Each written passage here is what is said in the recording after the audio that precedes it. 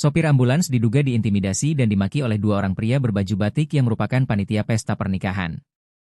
Percekcokan bermula saat mobil ambulans tidak bisa keluar dari parkiran karena terhalang oleh mobil tamu undangan pesta pernikahan yang berlangsung tak jauh dari markas relawan. Sopir mobil ambulans, Tri Lukito, menjelaskan bahwa peristiwa tersebut terjadi pada Rabu, 4 Februari 2026, sekitar pukul 15.30 waktu Indonesia Barat.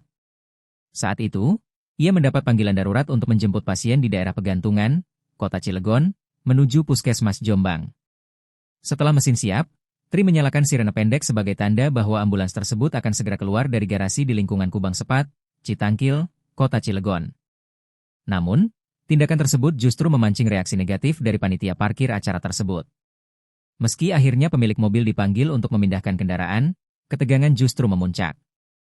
Tri menceritakan bahwa adiknya mendengar ucapan kasar yang dilontarkan panitia kepada pemilik mobil yang menghalangi jalan.